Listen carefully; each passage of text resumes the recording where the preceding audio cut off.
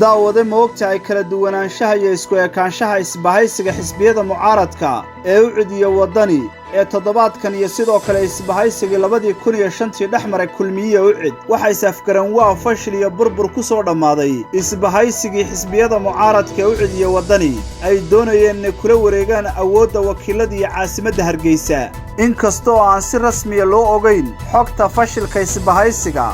balse warar aanu helin ayaa tibaaxaya in lagu heshiin waayay saami qaybsiga shirgudoonka gudoomiyaha xisbiga u cid injineer Faysal Cali Waraabe iyo xisbigiisa ayaa doonaya inay qaataan gudoomiyaha golaha wakiilada ee Somaliland halka waddanina ay soo jeediyeen inay siiyaan caasimadda Hargeysa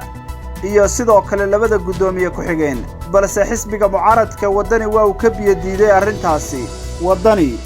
waxa uu doonayaa inuu hantiyo gudoomiyaha golaha wakiilada Somaliland iyo sidoo kale maayirka caasimadda Hargeysa waana laba daran mid doore haddii uu doonayo inuu mid ka tagana waxa uu ka tanaasulayaa maayirka caasimadda Hargeysa si uu awood ugu helo mawjadaha siyaasadeed ee ka imanaya xukuumadda kulmiye waxa kale oo iyana aan meesha laga saari karin in mudanihii golaha deegaanka ugu codka badnaa Cabdikariin Axmed Mooge haysto boqolaal shacab oo u arka in Hargeysa hiilkeedii isaga yahay halka markay taagan tahay bal aynu dib ugu noqono isbahaysigii 2005 ay xisbiyada mucaaradku sameeyeen doorashadii golaha wakiilada 2005 waxa isbahaysi dhexmaray xisbiyadii mucaaradka ee kulmiye u cid iyagoo ku heshiiyey inay qaybsadaan awoodda golaha wakiilada balse haddana waxa caqabad noqotay sidii xisbiyada mucaaradku ugu heshiin lahaayeen gudoomiyaha golaha wakiilada waana la isku afgaran waayay damicii gudoomiyaha xisbiga kulmiyaha ayaana u cid u soo jeediyey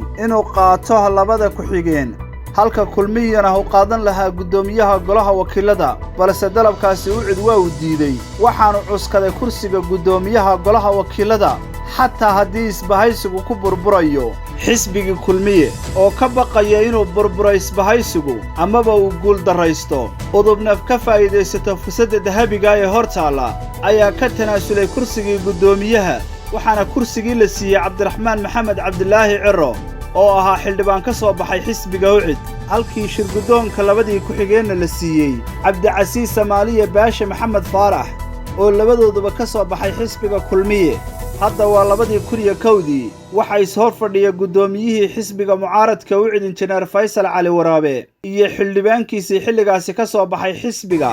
Cabdiraxmaan Maxamed Cabdilaahi Ciro sidoo kale uu qasab kaga dhigay inuu fadhiisiyo gudoomiyaha golaha wakiilada Somaliland waxaana hadda muuqata labada mas'uul ee xilligaasi loo tanaasulay inay dhexdooda aanay samaynin wax tanaasula oo uu sidaasi ku burburay guuldarrana ku soo dhammaaday isbahaysigoodii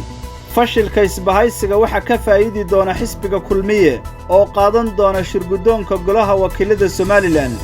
waxaana guuldarradaasi nusqaan ballaaran ku yeelan doontaa labadii xisbi mucaarad oo ay suuragal tahay inay lumiyaan taageerayaashoodii baaxadda lahaa sida kulankii madaxtooyada 9kii Juun ku dhexmaray oo maalintii shalay ahayd madaxweyne Muuse Biixi Cabdi iyo xildhibaankii ugu codka badnaa golaha deegaanka caasimadda Hargeysa Cabdikariin Axmed Mooge oo fahmay laadhuda siyaasadaysan ee dushiisa lagu ciyaarayo waxaana hadda riyadii Cabdikariin rumayn doona madaxweyne Biixi isaga oo ku lameenaysiin doona maayir ku xigeenka oo ka soo bixi doona xisbiga kulmiye sida xogaha qaar sheegayaan noqon doona Siciid Jaamac Cali